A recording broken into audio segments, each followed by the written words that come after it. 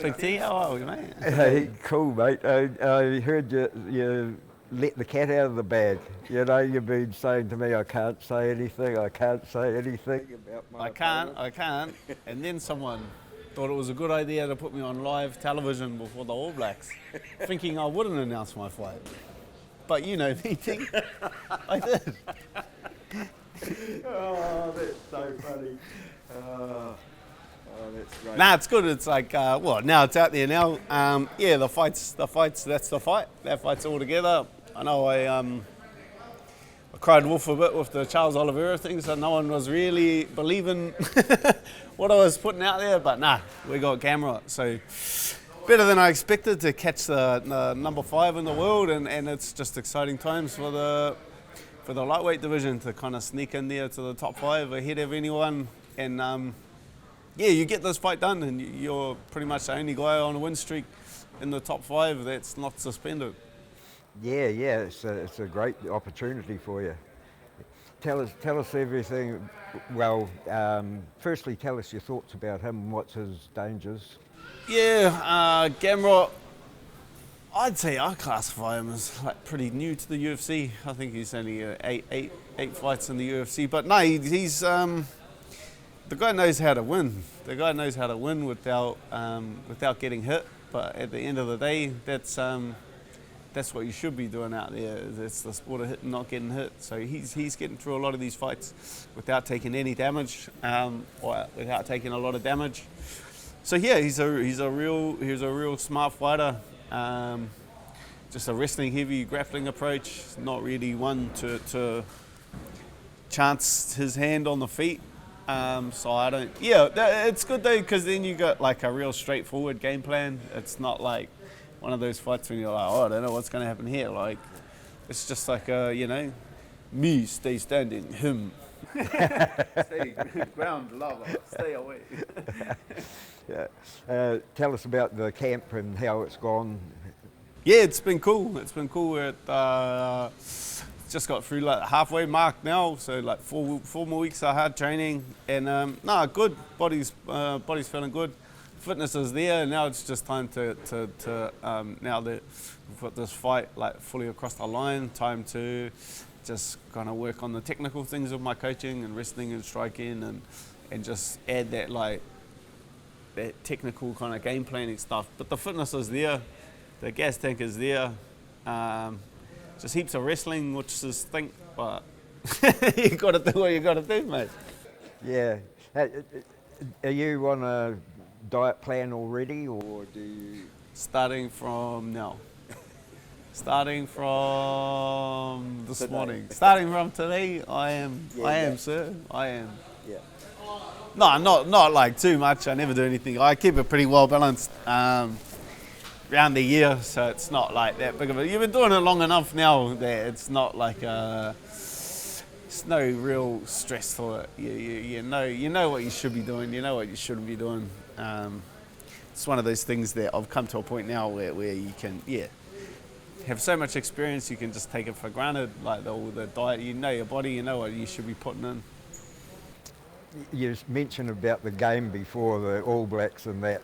When you come into the fight game, did you ever think that the MMA would be on the same pedestal in New Zealand, because we know how high the pedestal for the All Blacks? Bro, I was like absolutely buzzing. Like that was weird. Like because the big fella Israel was like late anyway, because he was supposed to do it like the interview before kickoff.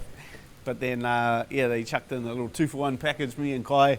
They slid us in there. But yeah, they interviewed us, haka and kickoff. Like it was crazy, and we got to watch the haka like on the sideline, like pretty much standing on the sideline where we did the interview. And I was like buzzing to be like, we're just from like a niche sport. When I first started to have MMA and rugby, the All Blacks on like the same, to have us right before the All Blacks was like absolutely wild. And that was like, they asked us about, because the All Blacks came in the day before to the gym, and they were asking like, oh, what was it like to have the All Blacks in here? And it was like, it was weird to see them like kind of trip out that like the All Blacks walk in here and they're like, whoa, like to have All Blacks walk in a fight gym and kind of buzz out at what's going on and like, wow, what are you guys doing now? Like to have them interested in what we were doing was like real surreal and pretty crazy. Cause yeah, like I'm a Kiwi kid, like growing up in New Zealand, All Blacks are like the royalty of New Zealand. So to have them come down and interested in what we're doing, interested in fighting, interested in the boys, was just wild. You know, you've been in big arenas and that, but they're sitting on the sideline when the haka was done in the open air. What was it? Is it a different feel, a different hear, or a different buzz, sort of?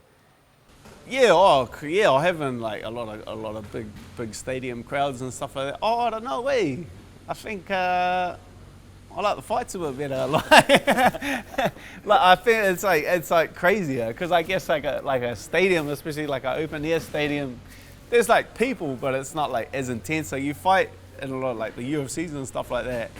They're all like closed arenas, and most of them are like in America and stuff like that, or even like Spark Arena.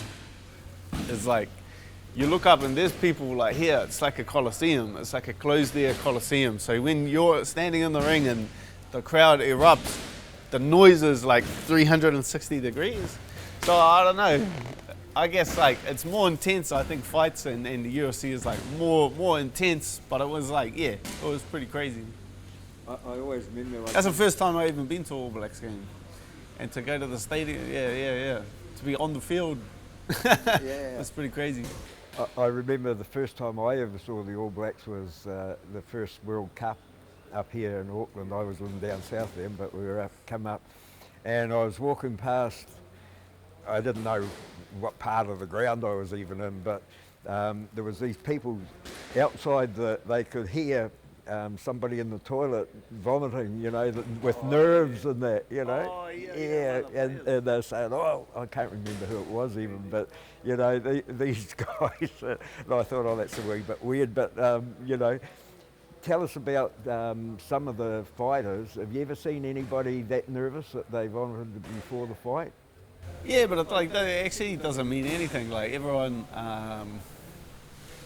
like nerves are good. Obviously not like too much nerves, but yeah, that's like something I've learned from experience. Because you'll see guys and you're like, he looks scared. You're like, he looks scared, or you can even like feel the fear on people. Like you have a stare down or walking out, you can see. But there's like through enough experience, you learn that fear and in a fight, in a ring fight, fear and aggression is equally as dangerous in each other. If a guy's out there and he's scared for his life, like he will fight tooth and nail, the same, if not more, than like an aggressive person.